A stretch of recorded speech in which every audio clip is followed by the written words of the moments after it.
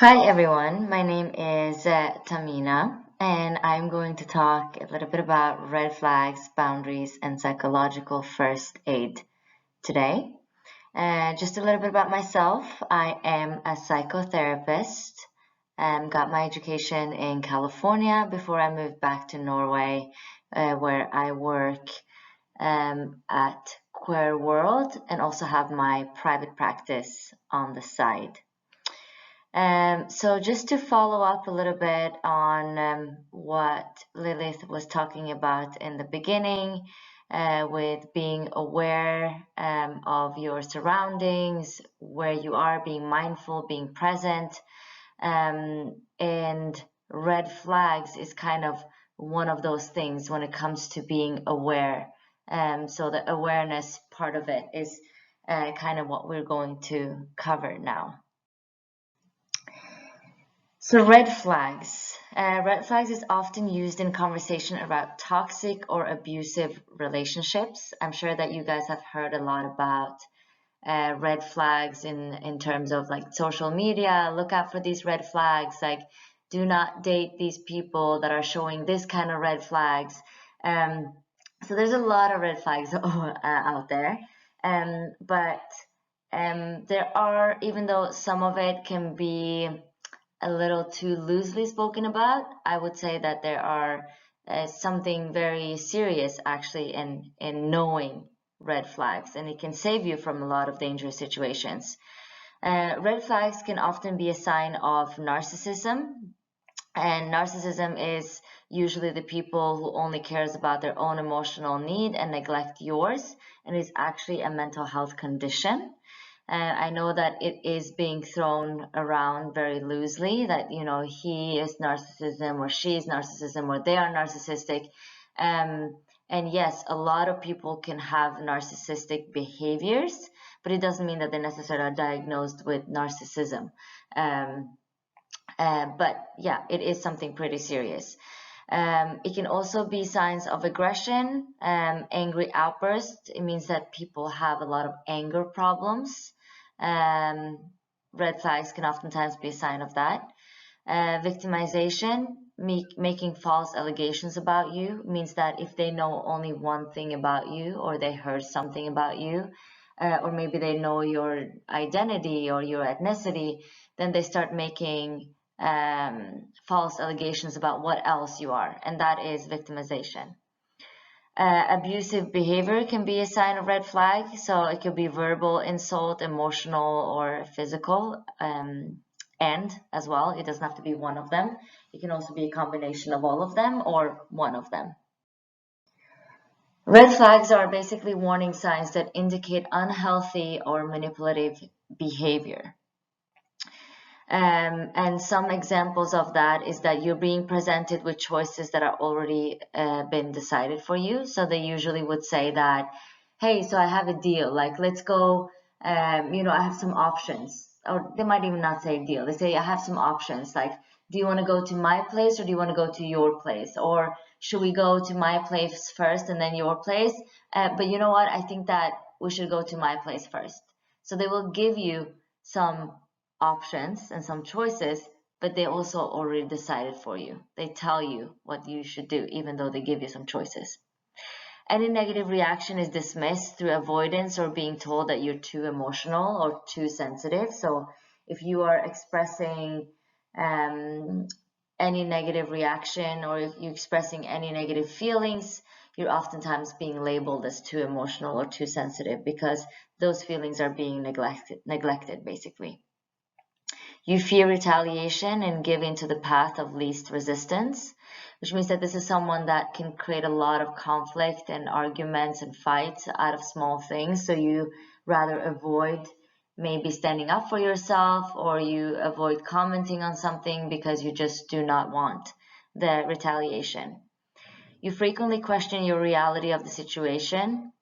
So oftentimes the situation can be so bad that you don't even want to believe it yourself. So you start to question the reality and you start believing this alternative reality that you have made in your own head because you are in denial of what is actually going on. Everything feels conditional. it means that you are only accepted and liked and respected if you do X, Y, and Z. So it's very conditional. It's not unconditional. Your words are frequently twisted out of context. Again, this goes a little bit back to what we talked about before, the victimization, where they can take one word or one sentence and totally twist it out of the context and make it something else, and then blame you for saying something that you actually never said. And they are charming and friendly as long as you're doing what they want, and that is why it is so hard sometimes to leave people with abusive behaviors and narcissistic traits, because they can also be incredibly charming and friendly, which makes a lot of us stay around for much longer. The thing with red flags is that it can be dangerous at times, because if you don't always recognize it at first, which is part of what makes it so dangerous, and that is why it is so important to have awareness around them. Because if you're not being aware around these signs and these red flags, they can actually grow bigger and become more problematic over time, because you're going to feel like you're too deep into this relationship or this friendship or this intimate partnership, or even the service, right? If you are not being aware of them and point them out and actually recognize it early on.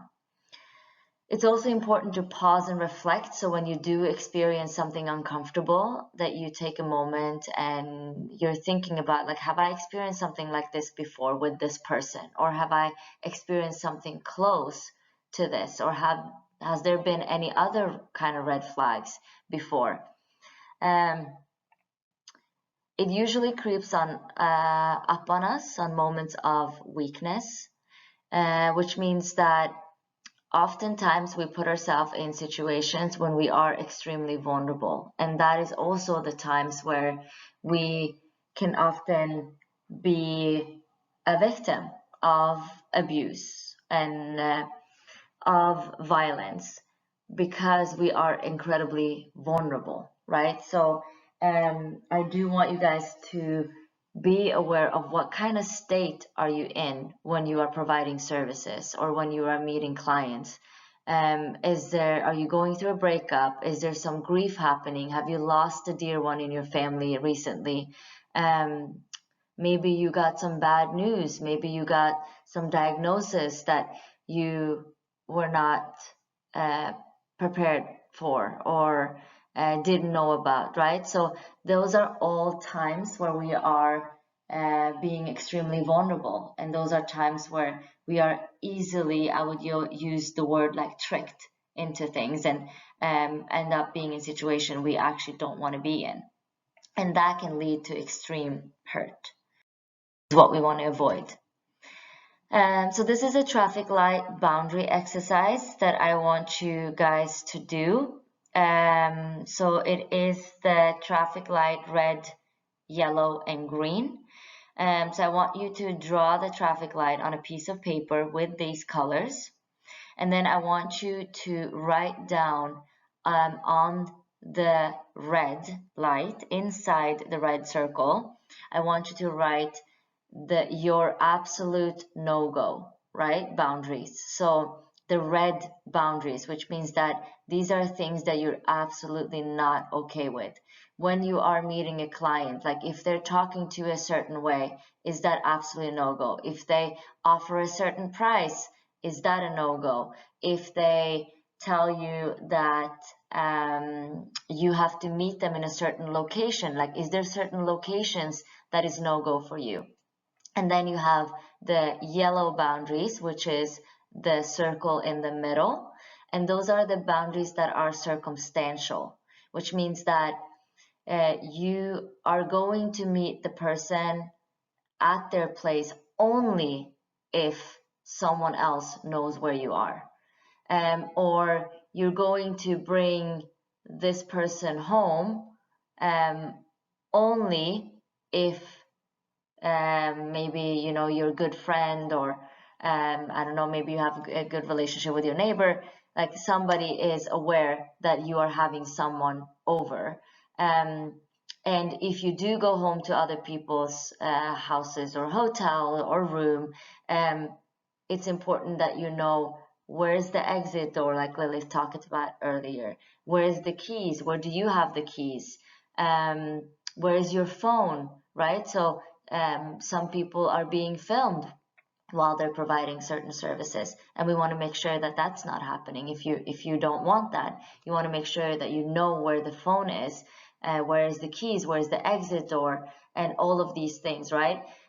Where's the window in this room, just in case something happens. And then the green light is usually your go-to boundaries, which means that what are the things that you're okay with, like what are the times that you would like to provide services, how many people is usually your maximum. So these are all like the go-to green light. And the reason why I'm mentioning this is because in the moments when you are being in the situation actively, it's very hard to know what you're okay with or not in that exact moment, right? Some of us might know, but some of us might kind of be caught off guard, or in Norwegian we say kind of tatt på senga, because we are experiencing something we didn't expect. So that is why it's important to have these boundaries written down, your red boundaries, like what are you not okay with? What is it that you're going to express to these people or this person that you are going to provide a service to or have an interaction with?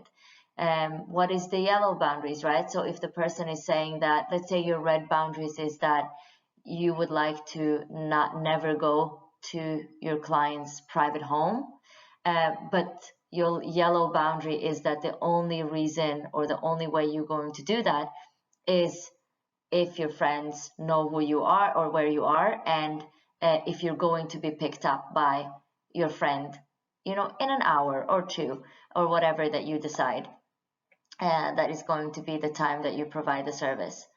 And then, of course, the most ideal situation would be to do your green light, right? Because that is your perfect scenario, the things that you are okay with, and the things that you want as well. So this is the boundary exercise that I want you to do, and just write it down. And it can be good to just look at in moments when you're getting a request, or when you're having an interaction where you're feeling like uneasy, and you can look back at these boundaries and be like, why am I not feeling good about this? Is it because it breaks any of my boundaries? Is it in the red light? Is it in the yellow light?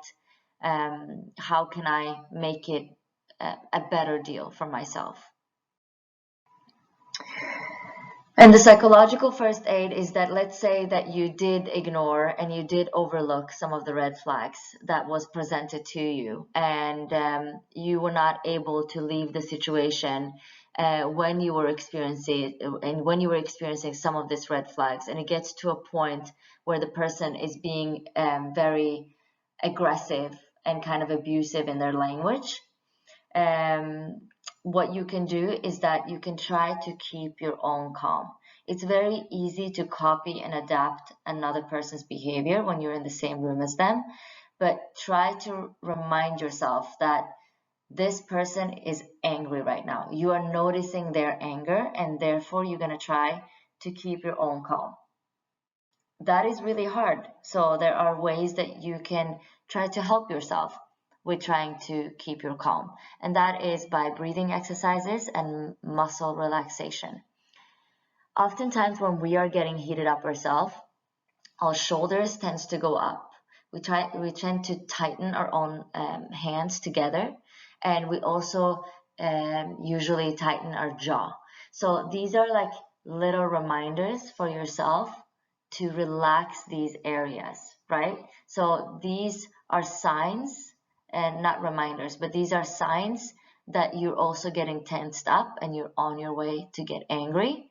So try to remind yourself of relaxing these areas. So you can even say it in your head, like, relax your jaw, take down your shoulders, loosen up your hands, right? So these are ways to help you keep calm. Another thing is to stay present. We always get into this freak out mode when we go into the future and thinking about worst case scenarios of what can happen, in 5 minutes or 10 minutes, an hour, but try to stay in the present. What is going on right now? Where is the person or those people? Are they really close to you? Are they on the other side of the room?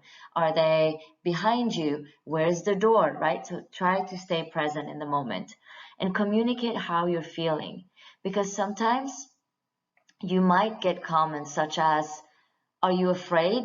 Like, why are you acting this way? Like, are you scared of me? Like, what's going on? And then you can actually respond. Like, if you are scared or if you are afraid, you can be honest and be like, I do feel a little bit scared right now. This is uncomfortable for me because I'm feeling scared when you are yelling to me. When you raise your voice, it's becoming very uncomfortable and I don't feel like being here. And I do want to get out. And then, of course, step away from the situation. When you are communicating your feelings and all of that, you can try to slowly get out of the room and towards the door or towards the window, whatever the closest exit is.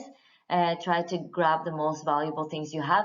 But to be honest, if a situation escalates that much, just make sure to get out of the situation. Don't even think about your valuables, just like get out of there and try to get to safety. And then I know that there's another section to this presentation, which is when it has unfortunately got so far that someone is being physically violent. There are other ways of handling that, but this is more the emotional violent part, when someone is being verbally abusive to you or emotionally abusive. This is kind of like the psychological first aid that you can do.